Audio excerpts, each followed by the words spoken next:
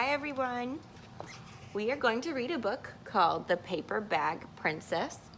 It's by Robert Munsch and the art is by Michael Martchenko. So it's called The Paper Bag Princess. What do you see on the cover? I see a dragon and I see a girl wearing something that looks like a paper bag.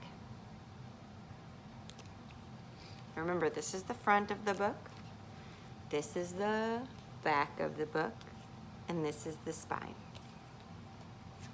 The Paper Bag Princess. The Paper Bag Princess. This says, to Elizabeth. Do you think that's Elizabeth? Let's see. Elizabeth was a beautiful princess. So her name is Elizabeth, but she looks different from this, right? Look at that, that girl and that girl. Let's see what happens.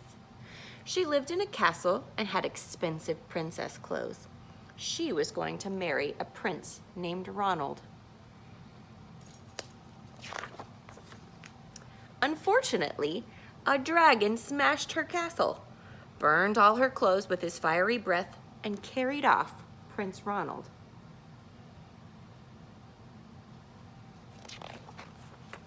Elizabeth decided to chase the dragon and get Ronald back. She looked everywhere for something to wear, but the only thing she could find that was not burnt was a paper bag. So she put on the paper bag and followed the dragon. He was easy to follow because he left a trail of burnt forests and horse bones. So now we know why she's wearing the paper bag, because all her clothes were gone. That's the only thing she could find. Does she look happy? Look at that face. She looks angry. Finally, Elizabeth came to a cave with a large door that had a huge knocker on it. A knocker is something on the door that you can boom, boom, boom to make it kind of sound really loud. She took hold of the knocker and banged on the door. The dragon stuck his nose out of the door and said, "Well, a princess. I love to eat princesses, but I have already eaten a whole castle today. I am a very busy dragon. Come back tomorrow." He slammed the door so fast that Elizabeth almost got her nose caught.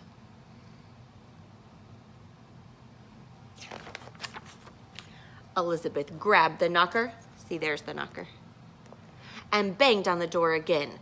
Boom, boom, boom. The dragon stuck his nose out of the door and said, "Go away. I love to eat princesses, but I have already eaten a whole castle today. I am a very busy dragon. Come back tomorrow." "Wait," shouted Elizabeth. "Is it true that you are the smartest and fiercest dragon in the whole world?" "Yes," said the dragon.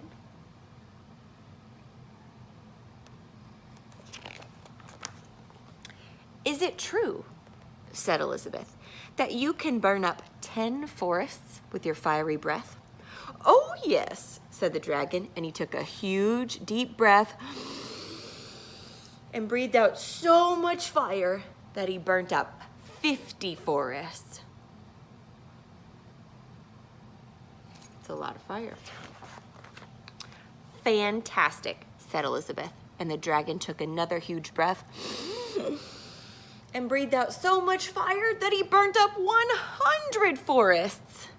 "Magnificent," said Elizabeth, and the dragon took another huge breath, but this time nothing came out. The dragon didn't even have enough fire left to cook a meatball.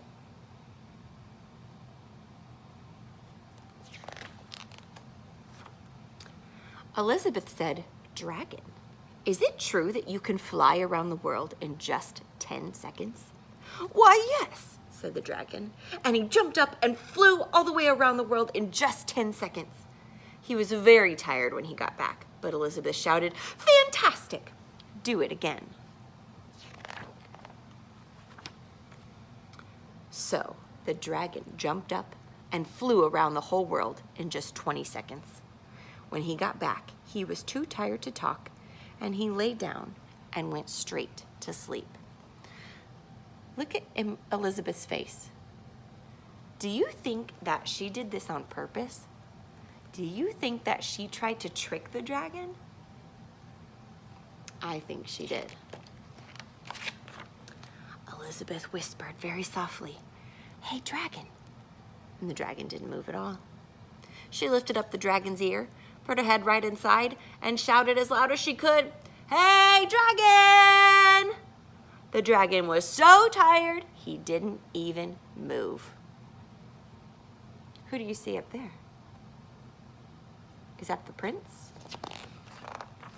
Elizabeth walked right over the dragon and opened the door to the cave. There was Prince Ronald. He looked at her and said, "Elizabeth, you are a mess. You smell like ashes, your hair is all tangled, and you are wearing a dirty old paper bag. Come back when you are dressed like a princess." How do you think Elizabeth is feeling now? She did all this work to try to save Ronald, and he came out and he said she wasn't a real princess because she didn't look like it. But she just saved him. She's really brave. "Ronald," said Elizabeth, "your clothes are really pretty and your hair is very neat. You look like a real prince, but you are a bum."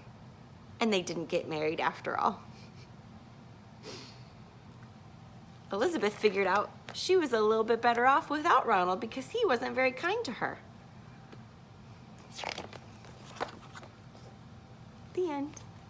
I hope you enjoyed this story. I'll talk to you guys soon.